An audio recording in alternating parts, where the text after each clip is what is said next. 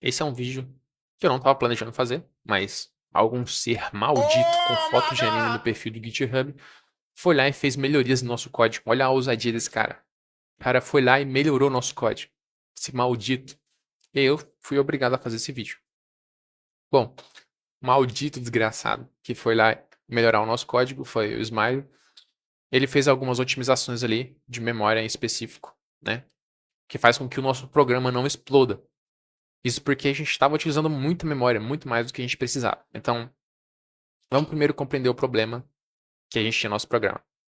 Praticamente, a gente estava utilizando um int para armazenar a nossa célula, para dizer que aquilo era uma parede ou um caminho. Era literalmente isso. Então, nossa célula dizia se era um caminho ou se era uma parede. Era para isso que ela servia. Então, se a gente tinha 4 bytes e estava utilizando apenas um bit, tem algo errado nisso daí. Então, beleza. Então, só uma introdução simples aqui desse desenho aleatório que está no meio da tela, que eu nem sequer me dei, sei lá, questão de explicar isso. Então, vamos lá. Praticamente, a parte laranja aqui, que está circular de laranja, é a nossa célula. O int, ele possui 4 bytes. Então, cada slot desse aqui, vamos imaginar como ele sendo um byte. Um byte tem 8 bits ali, praticamente. A gente praticamente estava utilizando esse primeiro slot aqui e armazenando apenas um bit ali. Ou seja, um valor 0 ou 1 ali. E praticamente estava jogando isso aqui tudo no lixo. Então, isso aqui não estava sendo utilizado. Isso aqui estava sendo lixo. E quando a gente criava uma nova célula, a gente jogava mais isso no lixo. Fora os bits, né, no caso, que ele não precisava também, porque no caso ele estava utilizando apenas um bit. Então, esse é o problema de forma bem simples e resumida. A mudança que o Smile foca em fazer ali no nosso código é o seguinte. Em vez dele utilizar 32 bits, ele muda tudo para o int 64, que é o inteiro, sem sinal, de 64 bits. O que é pior, porque agora ele está utilizando 8 bytes, 8 fucking bytes, para... Pera aí, deixa eu arrumar aqui. Para alocar um único valor. Só que aí, não para aí. Se fosse só isso, o código teria ficado pior. Mas a sacada dele que foi interessante, que é ele não precisa utilizar apenas o int 64 para armazenar 01. Na verdade, ele dividiu os 64 bits, né, que essa célula forma, para armazenar o valor booleano. Então, agora a gente praticamente tem 64 slots a partir de cada célula. Então, resumido é isso. A cada célula que a gente tem, né, que no caso são 64 bits, a gente teria ali 64 valores booleanos. Então, resumidamente, esse é o foco da melhoria em memória aqui no caso. Então é isso. Resumidamente, é isso. Tudo errado. Tudo vai dar certo, agora tudo errado. Bom, agora a gente vai explicar a parte do código aqui. Então, a primeira mudança que a gente fez foi trocar de int para o int 64. Então, foi o que eu expliquei anteriormente. Aqui ele colocou esse UVEC2T Scratch, porque eu estava alocando essas informações antes na stack, ou seja, eu estava utilizando o VLA para isso. E alguns compiladores antigos, e o Windows principalmente, alguns compiladores para Windows, não oferecem suporte a isso direito e pode acabar quebrando, ou seja, gerando problema de portabilidade. Então, resumindo é isso, por isso que ele colocou aqui. Aqui a gente tem a static inline, né, praticamente, para que a gente não precise ficar fazendo chamadas a essa função toda vez. Ou seja, ele vai colocar isso aqui em linha e tirar o custo de ficar fazendo a chamada dessa função, praticamente. A parte principal aqui que a gente vai analisar aqui agora é as operações bit a bit aqui. Então, vamos analisar isso aqui com exemplos em operações bit a bit aqui com Node, porque vai ficar mais fácil de entender. Então, se você pegar inicialmente, para a gente ter uma noção simples, se você pegar, por exemplo, 2 e elevar perdão, se você pegar 2 e elevar a 6, você vai ter o valor de 64. E é exatamente por isso que a gente está utilizando o 6 aqui. Porque se a gente pegar o valor 32 aqui e move 6 bits para a direita, ou seja, faz um right shift aqui, isso aqui vai dar 0. Se a gente fizer isso até 63, vai continuar dando 0. Só que se a gente faz isso a partir de 64, dá 1. Isso tá na forma como a gente está operando em cima dos bits. Se a gente colocar aqui, por exemplo, 63.toString 2, que é jogar isso aqui para binário, a gente vai ver que isso aqui dá 1, 1, 1, ou seja, 6 uns, ou seja, 6 bits com 1. Se a gente pegar o 64, são 7 bits, só que apenas o bit mais significativo aqui desses daqui é 1, no caso. O resto é tudo 0. Ou seja, todos esses 6 bits são 0 e esse aqui é 1. Então, por isso que quando a gente faz isso, a gente consegue identificar quando que a gente tem que trocar de slot. Ou seja, porque a gente quer usar apenas 64 bits para o primeiro slot. Passou disso, a gente vai para o segundo slot e começa a partir do primeiro bit desse segundo slot. Então, é por isso que a gente utiliza dessa forma aqui, essa primeira parte. Essa segunda aqui é para a gente apenas meio que pegar o resto da divisão e utilizar apenas 64, o valor 64, para que a gente acesse a movimentação de bits apenas perdão, 64 não, 63. Para que a gente acesse a movimentação de bits em apenas de 0 a 63.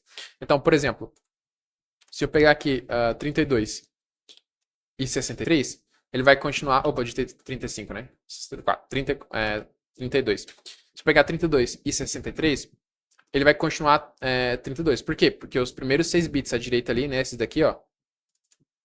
São os únicos que a gente vai considerar aqui. Então, como 32 utiliza 1, aí o resto 000 ali, ele vai continuar aqui. Se fosse 63, a mesma coisa. Ou seja, porque é o limite do qual a gente pode fazer ali um right shift, né? Para isolar os bits ali do nosso slot. Se a gente colocar 64, aí ele tem que voltar para 0. Ou seja, porque significa que a gente foi para o segundo slot e começa a analisar novamente a partir do primeiro bit ali. E o I1 aqui praticamente é para que a gente isole apenas o bit menos significativo, ou seja, o primeiro bit ali à direita, para que a gente possa isolar ele e descobrir se ele é 1 ou se ele é 0. Aqui a gente faz um cache de int praticamente, para converter isso aqui para um inteiro depois, né? Toda essa operação. E aí a gente vai poder utilizar isso aqui depois para indicar se ele é 0 ou se é 1, ou seja, se essa posição aqui é uma parede ou se ela é um caminho. Então é isso. Bom, a gente pode analisar o resto do código, mas praticamente todo o resto do código segue a mesma ideia que está aqui. Então, se eu vim aqui, por exemplo, dentro de Maze, a gente pode analisar aqui. Deixa eu ver. Aqui eu acessei main. Dentro da Maze, por exemplo, a gente pode analisar, por exemplo, essa parte do Maze Word Count, que é para a gente descobrir aqui quantas words a gente precisa ter ali de 64 bits, por exemplo. Então, aqui continua igual, a gente descobre multiplicando linha por coluna, só que a gente soma mais 63. Novamente, vou dar exemplos aqui, porque vai ficar mais fácil de entender. Então, por exemplo, se eu pegar isso aqui, 1 vezes 1, fizer mais 63, e mover isso aqui 6 bits ali, fizer um right shift aqui, isso vai dar 1. Por quê? Porque é exatamente a quantidade de vezes que a gente precisa alocar isso daqui, né? Ou seja, a gente precisa alocar espaço para apenas o int 64. Ou seja, então a gente, literalmente isso. E se isso aqui fosse 0, no caso ele não precisaria alocar espaço para nada, né? Então, para cada vez que isso aqui excede um tamanho, por exemplo, vamos supor que agora eu coloco aqui 64, 65, na verdade. Então ele precisaria alocar ali 2, no caso. Então, é praticamente isso. Segue essa mesma ideia e a gente continua fazendo aqui um right shift para que a gente continue descobrindo quantas vezes a gente precisa alocar ali o int 64 na memória, né? Quantas vezes a gente precisa alocar ele sequencialmente. Então, praticamente segue a mesma ideia. O OpenMaze é a mesma ideia desse daqui, do MazeH. Então, se a gente analisar aqui, a única diferença que ele faz é o seguinte. Ele pega o IDX, né, para saber exatamente a posição ali que a gente quer mover esse 1. Agora a gente faz um left shift, né? Ou seja, para a gente mover exatamente isso aqui para a posição exata que a gente quer setar 1. Ou seja, a gente quer mover da direita ali para a esquerda, para a gente saber exatamente qual ponto ali específico a gente quer colocar ele para 1. E aí a gente usa um OR aqui, que é praticamente o seguinte. Se ele já for 1, ele continua 1. E se ele for 0, ele tenta colocar esse 1 aqui lá. Então, praticamente é isso. Só que ele tem que usar esse OR aqui em cima dessa posição aqui específica para que ele faça a comparação em bits, né? Então, é isso. Resumidamente é isso daí. O resto do código praticamente segue a mesma ideia, então eu praticamente ficaria explicando a mesma coisa. Então, se eu vir aqui. ah, Aqui ele está literalmente alocando espaço, né? Baseado nisso agora, dessas modificações que ele fez. Tá. Ele abre a mesa aqui na hora de empilhar, uma vez só, então praticamente. Tem o comentário que ele colocou ali. De resto, acho que não. Deixa eu ver. Tá, tem essa parte aqui também que ele isolou, né? Tipo, ele criou constantes ali para que não ficasse repetindo em loop aqui no caso, né? Antes estava aqui. Então, para cada chamada que eu fazia dessa função, ele ficava criando esse directions aqui, né, na stack. Ele colocou isso aqui como uma constante, colocou constante nessa daqui também. Então, acho que isso aqui não precisa explicar, né? Isso aqui fica bem mais intuitivo. E a última parte que eu preciso explicar aqui é essa parte do XS né, que ele faz um short shift 32. Então aqui ele coloca até um valor para fazer um short aqui, de brincadeira, que é um café seed aqui praticamente. Então, semente do café. No outro ele colocou algum outro exemplo. Mas praticamente aqui ele utiliza o time, né? Inclusive um dos comentários que ele coloca aqui é que o range ele tem mutex, né? Ou seja, ele praticamente faz um lock ali da variável para ele poder randomizar um número, porque o range ele tem que rodar em safe thread. Então, por isso que ele falou desse problema aqui. Então, ele fez um short shift 32 aqui, então ele só pegou um valor aleatório inicialmente, aplicou um short em cima dele, colocou um OR para que esse valor aqui não seja zero, ou seja, ele comece pelo menos com 1 aqui. E aí ele utilizou essa ideia aqui. Eu esqueci o nome do cara agora, não lembro. Enfim, praticamente ele utiliza essa pseudo-aleatorização aqui, onde ele faz um shift left aqui. Primeiro ele faz o S, aí shore, né? Aí mais esse resultado aqui. Então ele pega o S, shore, esse resultado aqui. Que ele pega o S e faz um shift left aqui de 13, um right shift de 17 e um shift left de 5 aqui praticamente. Isso vai fazer com que ele crie uma sequência baseada no número que ele gerou aleatoriamente aqui. Então, é como se ele fosse meio que um cubo mágico, onde ele vai conseguindo gerar sequência. Inclusive, você consegue reverter essa sequência aqui em específica, porque ela é pseudo-aleatória.